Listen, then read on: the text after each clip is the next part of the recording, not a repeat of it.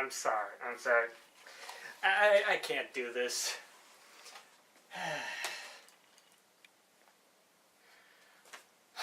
For better or for worse, konnichiwa, I'm the Manga Man, and welcome back to the anime of 2014, finally.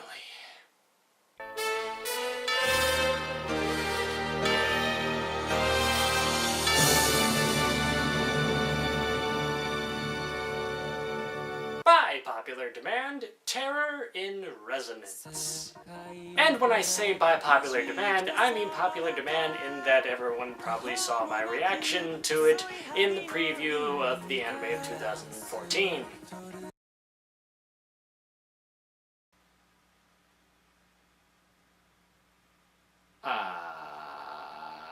Moving on. Yeah, that's quite the image to post up on your promotional poster there. Yeah, suffice it to say, this anime is about, well, terrorists.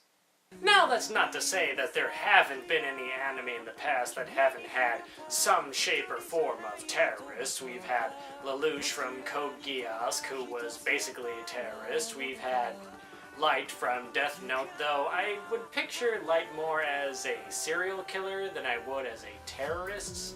You see, with a terrorist, they have a bigger goal in mind.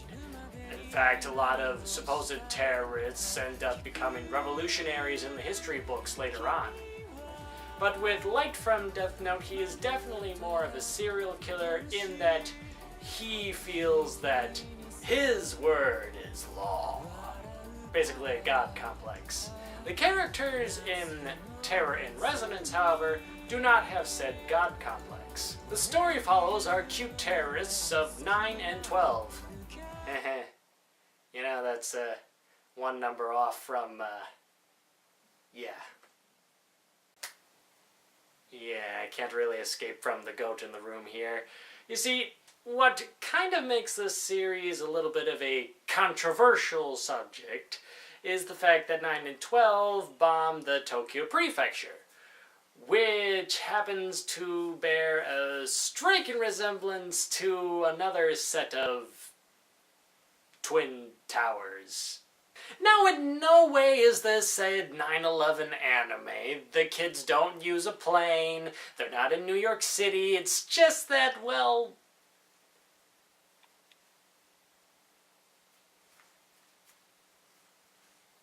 thankfully, though, stuff like this only happens in the very first episode, and hell, if that doesn't draw the attention, I don't know what will.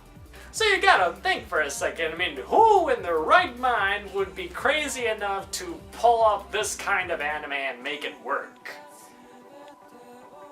Well, the director for Terror in Resonance is none other than Cowboy Bebop director himself, Shinichiro Watanabe. I mean, and thank God, too. I can't think of any other director who would be able to pull off this kind of stunt. We also have the lovely Yoko Kanno giving us an exquisite soundtrack. Oh my god, orgasm of the ears. The animation is very top-notch, exactly what you would expect from such a high-caliber team of creators.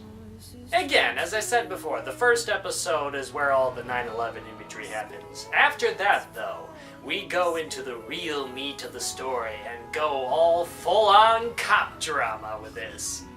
Though 9 and 12 are good characters, they're not so interesting as so much their background is. Why are they called 9 and 12? Why are they doing these terrorist acts? What is their backstory? And why do they have an Oedipus complex?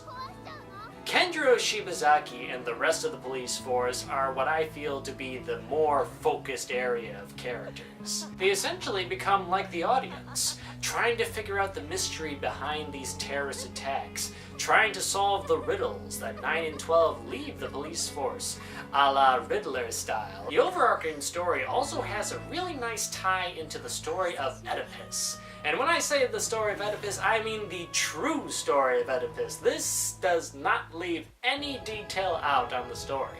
So it's a really nice little catch grab of an ancient Greek folktale. Now, unlike Death Note, where they kind of left it up to the audience if they felt Light was right in what he was doing, or if he was totally wrong in what he was doing, this anime more or less wants us to root for our little terrorist Chans. But we can't have a story without some kind of antagonist, so of course the anime creates a new central villain in the character of Five, a very feisty girl who came from the same backstory of 9 and 12. And this girl, wow! She means business and she don't care who she has to step on to get what she wants. That would really kind of makes you think like, oh, it's okay, they're terrorists, yes, but they're good guys. Now here's something that we can be really mad about. It kind of felt like a little bit of a cop-out, but still, the story is strong enough that I was willing to forgive it for that. Overall, this series gets the MangaMan's seal of approval. Definitely check it out. I highly, highly recommend it. Only 11 episodes long, so any dedicated fan will be able to finish this off in less than 3 days. I'm here to say that there is an anime out there for everyone, and Terror in Resonance is just the one for me. And next time, we're gonna be taking a look back into the past of the January anime and taking a look at what we left behind.